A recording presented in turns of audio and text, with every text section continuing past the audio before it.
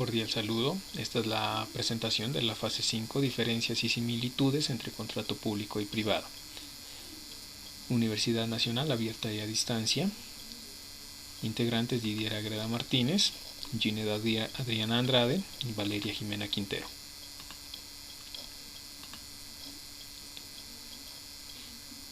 Bueno, vamos a estudiar las diferencias, las partes, principios, tipos o clasificación, responsabilidad por incumplimiento y la explicación de la aplicación del principio de igualdad e intereses general y particular. Las diferencias. En el contrato público es la celebración de contratos directamente enfocados con fines con el Estado, donde una de las partes es un ente público y actúa como tal sometido a un régimen jurídico. Se publican en la plataforma de SECO para la consulta de proyectos y requisitos. Los contratistas se escogen por medio de licitación pública. La contratación es más compleja, por lo que los trámites legales que se deben de cumplir por contratar con el Estado son de obligatoriedad cumplimiento. Los inversionistas son el Estado mismo o inversión mixta, que sería público-privada. Se busca un beneficio social o desarrollar una obra que beneficie al Estado y a la ciudadanía. La celebración del contrato se hace bajo un marco legal. En el contrato privado, los contratos son relativos según su naturaleza y su causalidad, por ello se pueden encontrar, por ejemplo, en los medios de comunicación. Su contratación es más sencilla, prácticamente directa, no se requiere tanta tramitología. Su contratación es privada por inversionistas particulares. La inversión de capital es privado. Se crea para buscar el beneficio personal o de una empresa. Se requiere el acuerdo entre particulares que celebran el contrato.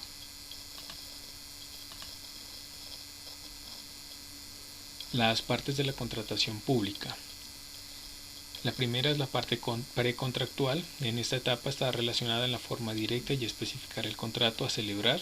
Se realiza término de referencia o el pliego de condiciones, selección de contratistas, suscripción o celebración del contrato.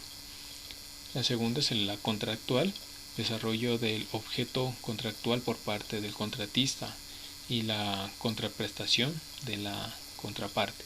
En las condiciones, forma y plazos pactados, legalización y aprobación de garantías, el registro presupuestal y publicitario luego se ejecuta.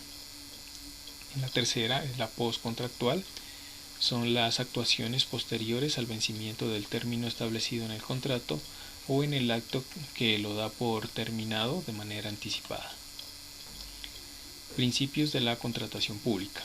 El principio de la transparencia indica la necesidad de la difusión pública de información concerniente a la contratación pública. Esto es que el proceso de selección del contratista debe realizar de manera pública ajustada al derecho. El principio de la responsabilidad dice que los servidores públicos están obligados a buscar el cumplimiento de los fines de la contratación, a vigilar la correcta ejecución del contrato y a proteger los derechos de la entidad y de terceros que puedan verse afectados por la ejecución del contrato. Principios de economía implica que las condiciones del trámite contractual sean las estrictamente necesarias para la escogencia objetiva de la propuesta más favorable. Principios de la contratación privada. Principio de la autonomía de la voluntad.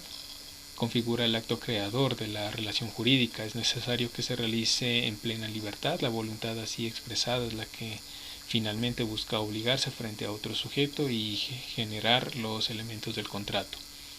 Principio de la obligatoriedad.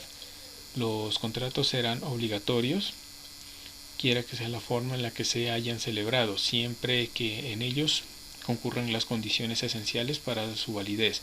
Las mismas determinan el apartamiento de las relaciones, solo pueda producirse a determinadas razones que son ajenas a las intenciones originales.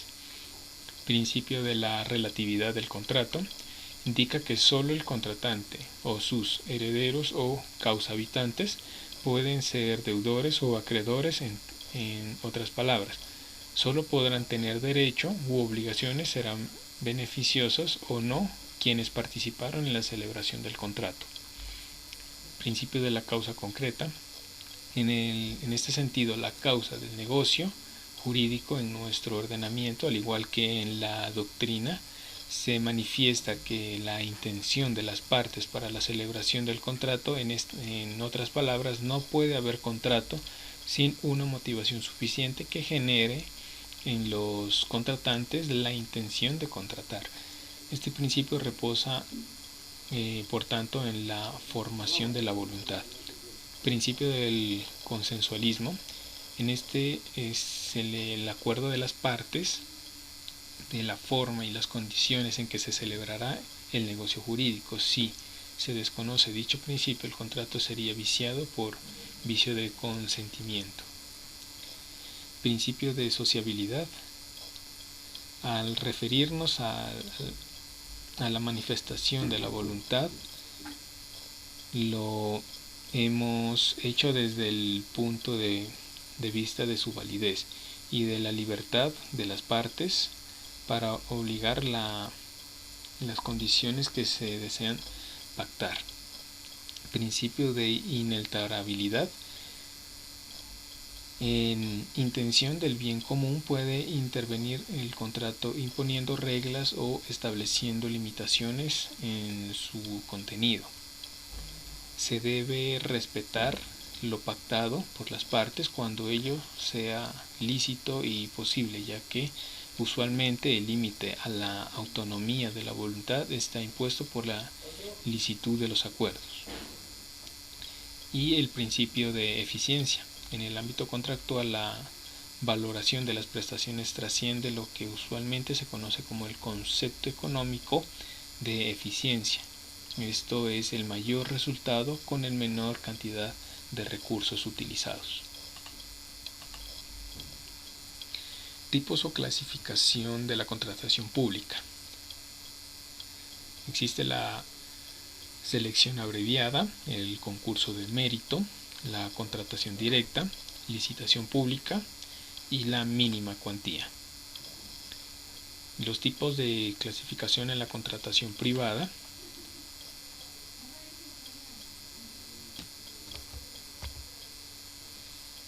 Existe el contrato unilateral y bilateral, contrato gratuito y oneroso, el contrato conmutativo y aleatorio, el contrato principal y accesorio y el contrato real, solemne y consensuado. Responsabilidades en la contratación pública y privada. En la contratación pública, en el artículo 1546 del Código Civil se describe en los contratos bilaterales se tiene una condición resolatoria que implica cuando no se cumplen los acuerdos por parte de una de las partes, el actor suele salir perjudicado, pide un árbitro resolver u obligar al cumplimiento del contrato. La resolución del contrato es una acción facultativa otorgada por la ley a la parte insatisfecha frente al cumplimiento de la contraparte de las obligaciones pactadas en el contrato. En caso de que se incumpla con las obligaciones contractuales, faculta a la otra parte a exigir ejecución forzosa o la rescisión del contrato, más el pago de la indemnización y el pago de los daños y perjuicios ocasionados. En la contratación privada, la responsabilidad civil contractual y la responsabilidad civil extracontractual. En la relación se puede definir o tasar unos daños y unos perjuicios por el cumplimiento contractual presente de las pérdidas sufridas, denominado daño emergente, y la ganancia dejada de obtener, llamado lucro cesante. La explicación del principio de igualdad de interés general. Según lo dispuesto en el artículo 109, superior de la función administrativa, está al servicio de los intereses generales y debe desarrollarse, entre otros, conforme al principio de igualdad. En el campo de la contratación estatal se traduce en el derecho que tienen todos los sujetos interesados en una licitación a estar en idénticas condiciones y a gozar de las mismas oportunidades desde el comienzo del proceso licitatorio hasta la adjudicación, formalización del respectivo contrato.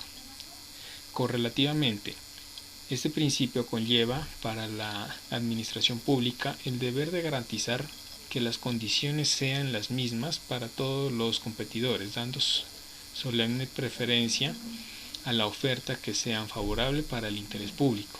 En este sentido, la igualdad entre los licitantes indudablemente constituye una manifestación del principio constitucional de la buena fe.